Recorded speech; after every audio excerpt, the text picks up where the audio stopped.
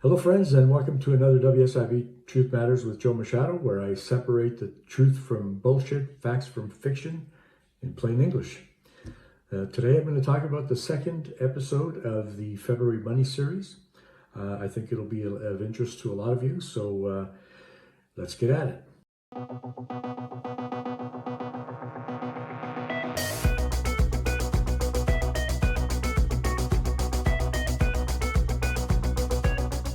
And we're back. So today is the second episode of the February Money series. Today I'm going to talk about LOE benefits payments using the WSIB Special Rules policy for students, learners, and apprentices.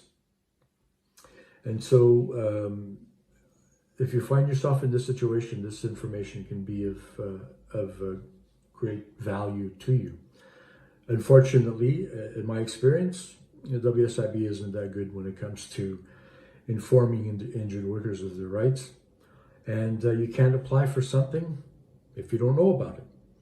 So that's my goal, and that is to inform injured workers like yourself of the policies and certain sections of the Act or the pre-1990 Act, the Workers' Compensation Act, and the Workplace Safety and Insurance Act, how benefits are calculated.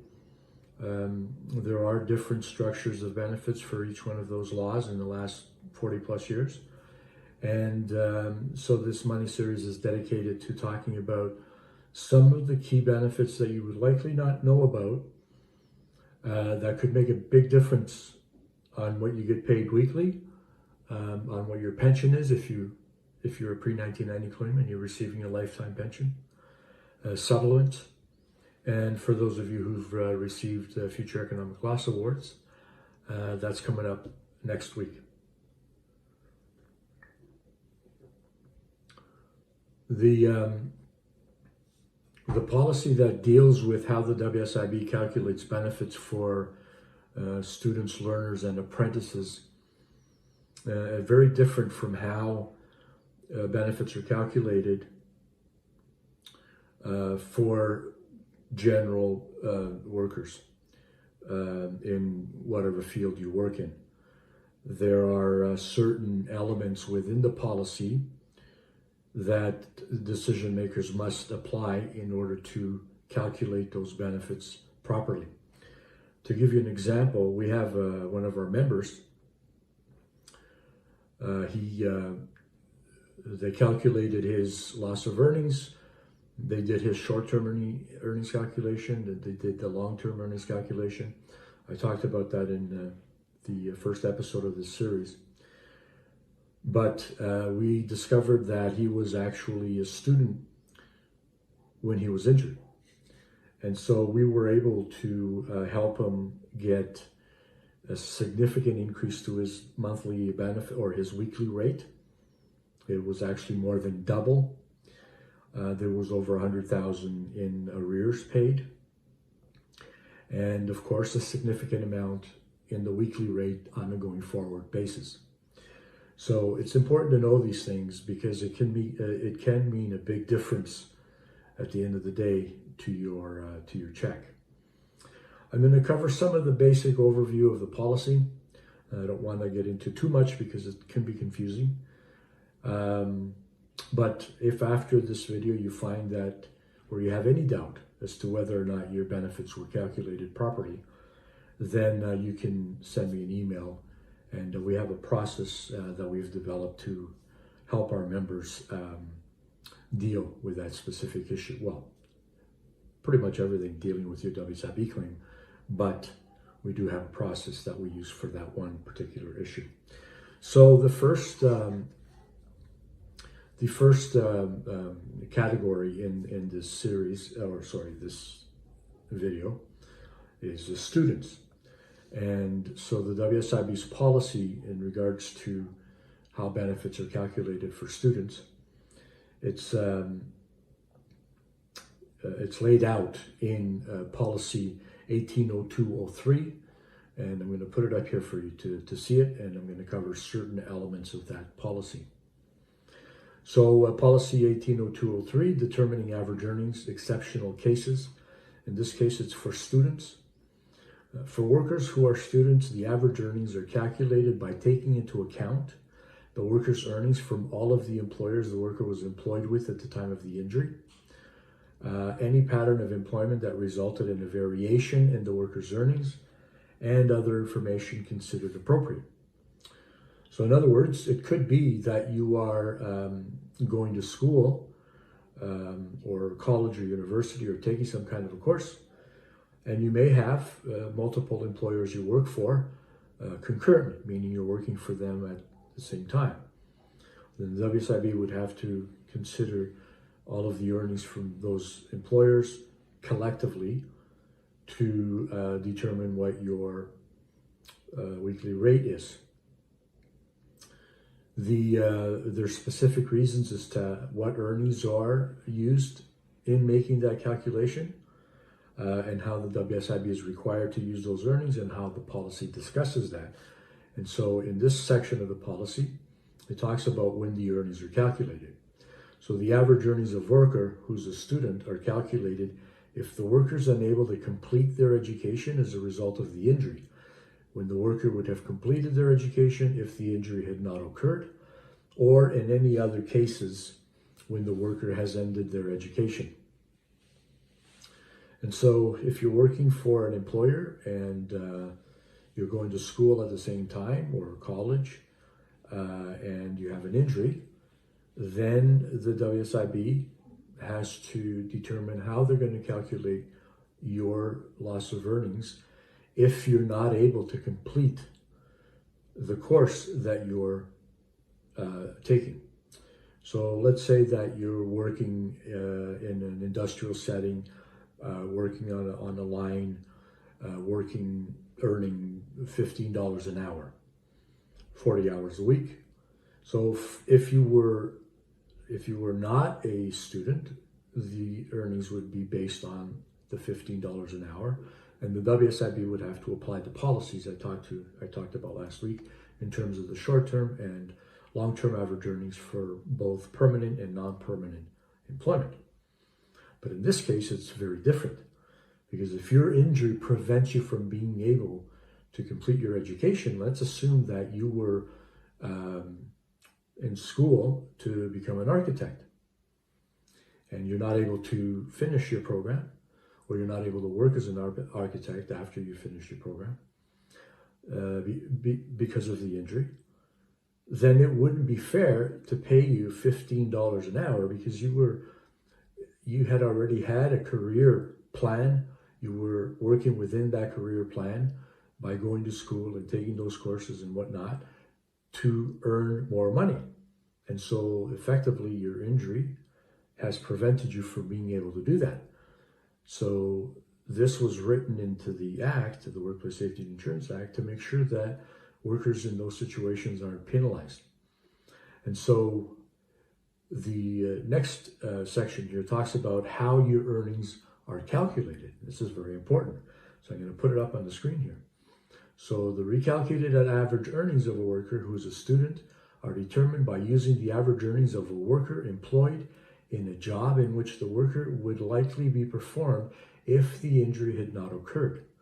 If this is not possible, the recalculated average earnings are based upon the average industrial wage for the year in which the worker's injury occurred, the worker's level of education, and the worker's aptitude and skills at the time of the injury. But here's the interesting thing. So let's assume that you're working in that job, earning $15 an hour in an industrial setting on a line, and you're not able to finish your education to become an architect.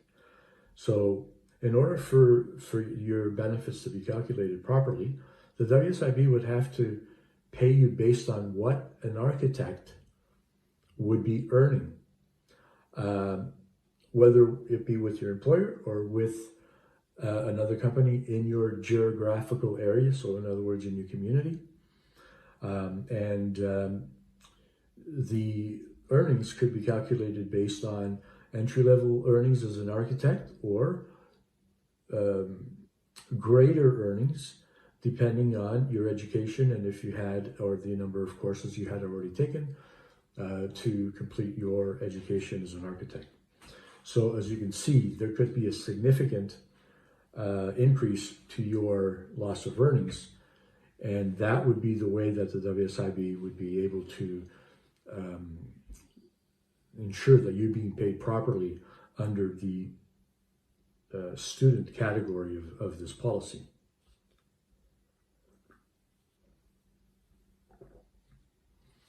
Okay, so moving on, now I'm going to talk about the second category of this policy, which is how earnings are calculated for apprentices.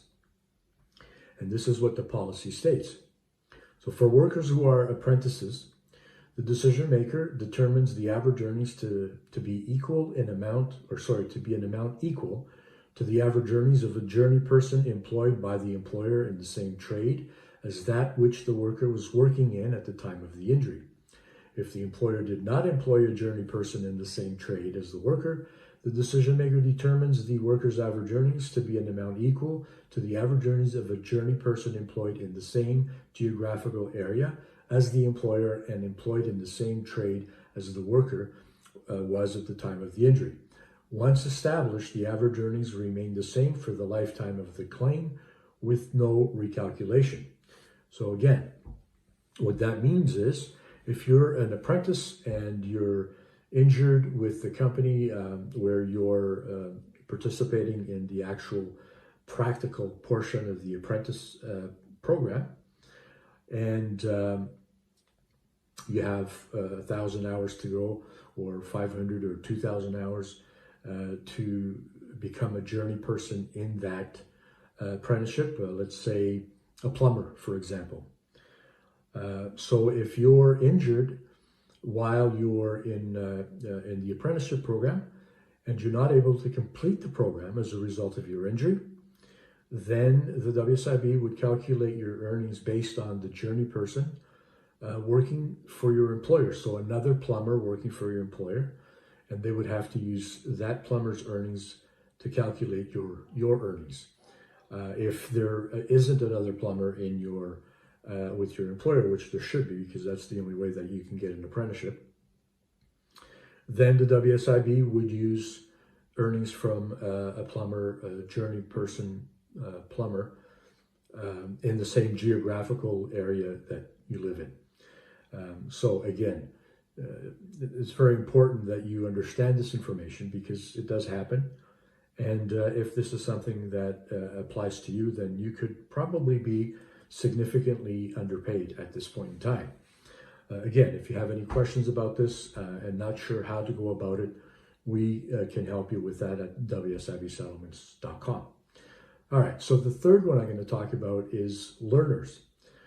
So if you're hired by a company and you're learning a particular job at that point, and you're then going to be performing that job once the learning period is over, there is a particular method to calculate your earnings if you have an injury. And so in this regard, what the policy states is the average earnings of a worker who's a learner are recalculated when the worker has completed the training program or probationary work, or if the worker is unable to complete the training program or probationary work as a result of the injury, when the worker would have completed the training program or probationary work if the injury had not occurred. The WSIB then calculates the average earnings of a worker who's a learner. They're determined by using the average earnings of another worker employed by the employer in the same trade as the worker. So in other words, somebody who's doing that same job for which you're learning to then work at. If the employer does not employ another worker in the same trade, the worker's average earnings are determined by using the average earnings of another worker employed by a similar employer in the same trade and geographical area as the employer. If a worker is in the same trade and in the employer's area cannot be found, the decision maker will use the average earnings of a worker employed in similar employment as the worker in the same geographical area as the employer. In determining the recalculated average earnings, the decision maker considers what the worker's level of education, aptitude, and skills would likely have been at the completion of the training program. So again, this is to make sure that if you are unable to complete that training, that your earnings are going to be calculated not based on what you were earning within or at the time that you're earning, because generally it's much less. But they want to make sure that, or the policy rather, stipulates that that you get paid based on what you would be earning upon completion of that learning period. All right, friends, so this concludes this particular episode on the policy dealing with students, apprentices, and learners. As I've said before, if you have any issues or you believe that you may qualify under one of these three categories and you're not really sure how to go about it, by all means, get in touch with us at WSIBsettlements.com, and we will definitely be able to assess your case and make any appropriate arguments on your behalf to ensure that your earnings are properly calculated. So coming up next week on the 24th of February is the third episode of this series, and I'm going to talk about 100% future economic loss benefits. So this applies to injuries between January 1st, 1990, December 37th, December 31st, 1997, where the legislation allowed for a future economic loss award. I'll go through that policy with you, and there are certain nuances within the policy that we've seen with many clients over the years, where they were receiving less future economic loss award than they should have actually received. So coming up on the 24th, I'm going to talk about that. All right, friends, once again, thank you for taking the time to watch this video. Please share it with others. I'm sure there's lots of people throughout this province who are not aware of their rights and some of these nuances as to how benefits are calculated. As I said before, if you're going to wait for the WSIB to tell you that, good luck. In my experience, and this is based on my own experience, in dealing with thousands of cases over the last 30 years, they're not very effective at coming forward with that information. And you can't know what to apply for unless you're aware of it.